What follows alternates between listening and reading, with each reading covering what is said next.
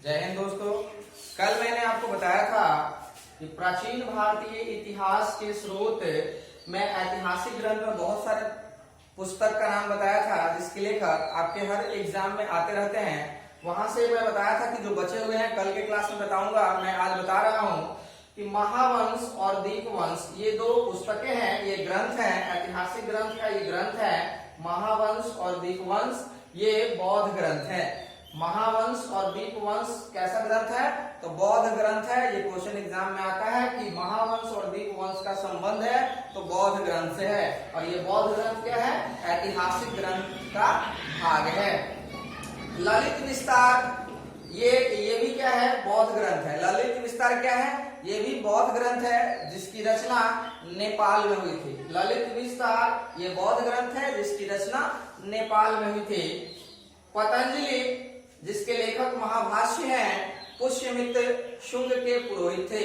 पुष्यमित्र शुंग एक राजा थे जिनके पुरोहित थे पतंजलि, और इसके लेखक कौन है? महाभाष्य हैं। आगे मैं ऐतिहासिक ग्रंथ के बाद प्राचीन भारतीय इतिहास के स्रोत में तीसरा नंबर पे आता है विदेशियों का विवरण।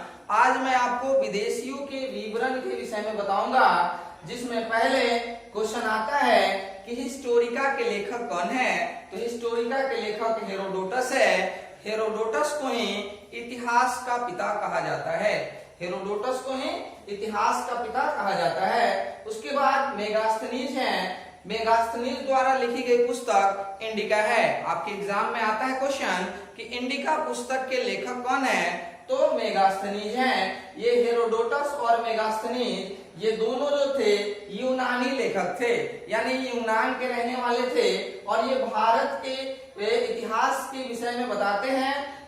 हिस्टोरिका पुस्तक हेरोडोटस ने लिखा और इंडिका पुस्तक मेगास्थनीज ने लिखा। ये दोनों जो लेखक हैं ये यूनान के थे। अब आपका टॉपिक ही है विदेशियों का विवरण, तो ये लोग विदेशी थे।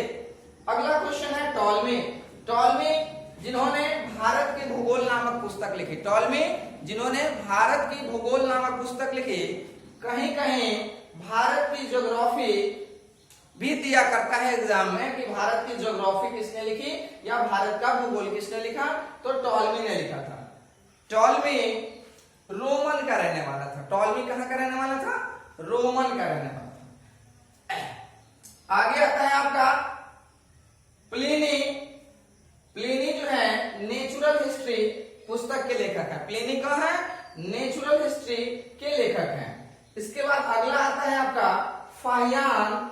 फाहियान ने अपनी यात्रा वृत्तांत फूको की पुस्तक लिखा है। फाहियान क्या क्या है? अपनी यात्रा वृत्तांत फूको की पुस्तक लिखा है। इस पुस्तक का संबंध गुप्त काल से है, यानी गुप्त काल में जो भी घटनाएं थी, यानी गुप्त वंश की स्थापना किसने की? श्री गुप्त ने की। तो गुप्त काल से जितने भी घटनाएं वर्णित थी वो फाहियान ने अपनी पुस्तक फूको की में लिखी थी। अब क्वेश्चन आता है कि फाहियान किसके दरबार में आया था? तो फाहियान चंद्रगुप्त द्वितीय के दरबार में आया था। फाहियान किसके दरबार में आया था? चंद्रगुप्त द्वितीय के दरबार में आया था। फाहियान एक चीनी यात्री था, यानी चीनी लेखक था, जो गुप्त शासक चंद्रगुप्त विक्रमादित्य या चंद्रगुप्त द्वितीय के दरबार में आया था, और इन्होंने अपनी यात्रा वृत्तांत फूको की पुस्तक लिखी थी। अगला है आपका ह्वेनसांग। ह्वेनसांग कहीं कहीं एग्जाम में देता है युआन च्वांग। कहीं कहीं एग्जाम में क्या देता है? युआन च्वांग देता है। तो ह्वेनसांग ने अपनी यात्रा वृत्तांत CU की पुस्तक लिखी है। ह्वेनसांग अपनी यात्रा वृत्तांत क्या है?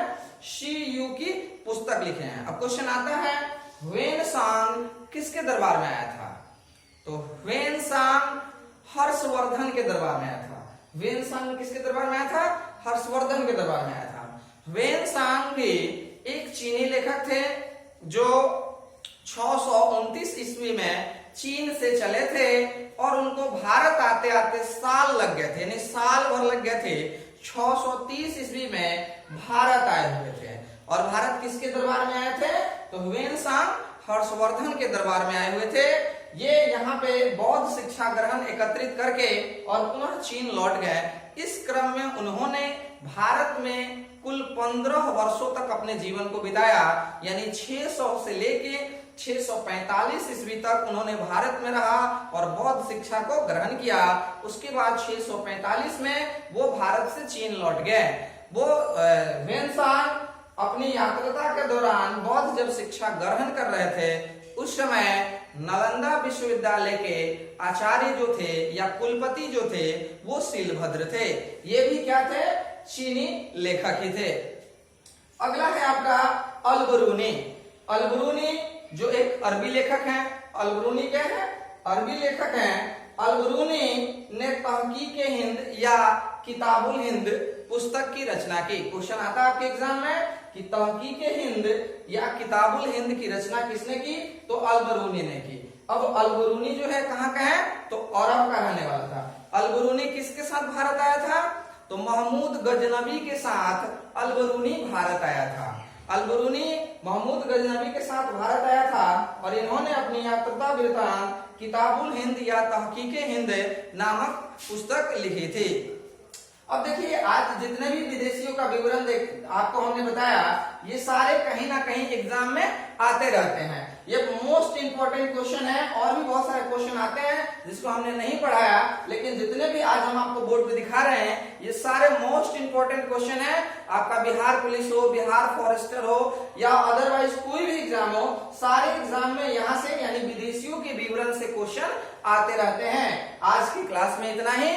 आप इसे लाइक एंड सब्सक्राइब करें और ज्यादा से ज्यादा शेयर करें। धन्यवाद।